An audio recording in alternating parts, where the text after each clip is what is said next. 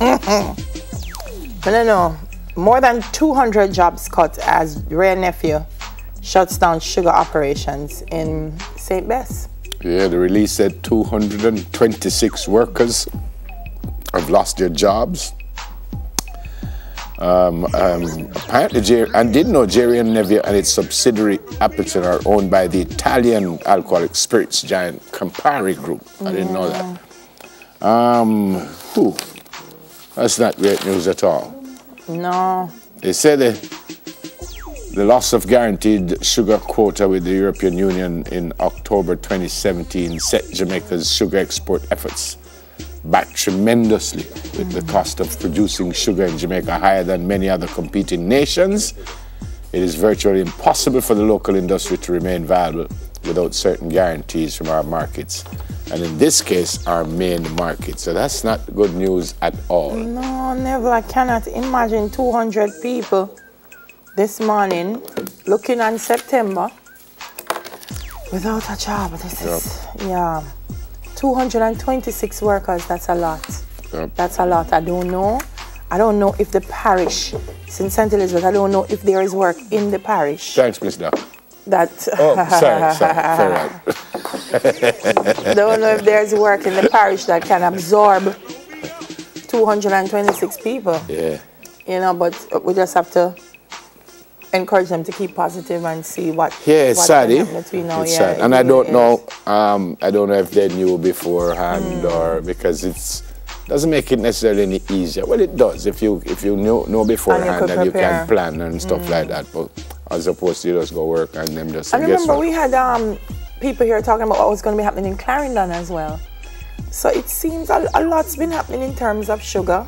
So people within that industry, I think, but then we also, as a country, have to start looking at what are the alternatives for people who are working in sugar. Yeah. If sugar no longer be providing these number of jobs, where will they get it? So how can we provide jobs for them? All right, this is good news. Yeah, Digicel with Cinco and KFC, they've officially announced school board football sponsorship for the season starting on September 8th. There's like 170 schools overall in the Costa Cup and Manning Cup. They've made some changes, and a couple of the changes, there was a long time ago somebody would have won 4 trophies. Well, you can't win 4 trophies anymore because if you play, they've now called it the ISA Champions Cup. They've gone back to the original format of the late Super Cup, where they have the 8 top urban teams and the 8 top rural teams will play off. I haven't heard what kind of money you will get for that. It was $1 million before.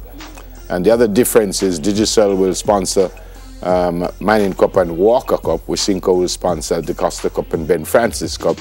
And the broadcast sponsor will throw in some money also. Sportsmax is the broadcast sponsor. Associate sponsor KFC, they will be putting in $18 million. Main Event Entertainment Group, they will provide branding and technical and entertainment support. The format of the competitions will remain the same as last year, except that the Super Cup will now be known as the ISA Champions Cup. And they made a change to the Super Cup last year. They went from 16 teams to 18. Now they're back to 16. So 8 Manning, 8 the Costa Cup teams will play.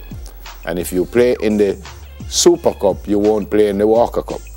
And if you play in the Walker Cup, you won't play in the Super Cup. I mean, I'm never confused with that. Something we just talked about a while ago. No, before if you won the zone, you play the Walker Cup and the Super Cup. Okay. Now they say if you win the zone, you play the Super Cup. The team that comes second in the zone play the Walker Cup. Okay.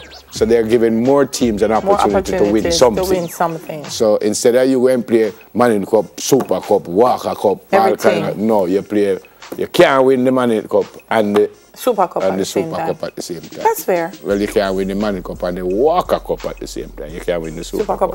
Yeah. But that's fair. And it's a school competition. You must allow children to have as many opportunities. You see me, the best news I heard yesterday was that when you get to the quarterfinal round, you will be on the best surfaces in Jamaica. Remember me tell you, I've said this before, the surface is, in my opinion, is about 30-35% of your game. I went to a field, and I'm very serious. I had to take pictures and sent it to the organizers. There were stones protruding, and I'm serious, big stones big like this. You don't see a big stone coming out of the ground. So, and I'm not, this is not being dramatic. If your son drop on him head, lick one of them something, he could die. That's not being dramatic. And we were playing on those. We were playing on that. I went to a school that when I came out of the car and I looked at the field, I just bust out a laugh. I just started to laugh. I said, this is what it is. And I hear somebody behind me because Georges is a passing team. And I say, well, I want to see if Georges can pass on this. Pass? I just tell two men to go stand up in front of them goal. Boom, boom. It was like tennis. One long kick, one long kick, one long kick. Football, especially for young players, must never be played on surfaces like that. You can't improve on that. So, to me, it's the best news that I hear. Good surface. And the surfaces are where exactly? I suspect they're going to use the big stadiums, okay. Like Stadium and Sabina Park, okay, and the stadium in Montego Bay. But you have other surfaces. I mean, Arnett Gardens, some of the clubs, St. George's College, Stets, you have other surfaces. Some of the schools have good surfaces, but some don't. And I think if your school don't have a good surface, football mustn't play on it. It don't help. It don't help. So that's great news to me. But we're off again, schoolboy football. What's the third one? Birthdays. No, we're not anymore. Birthdays. We're not hear nothing.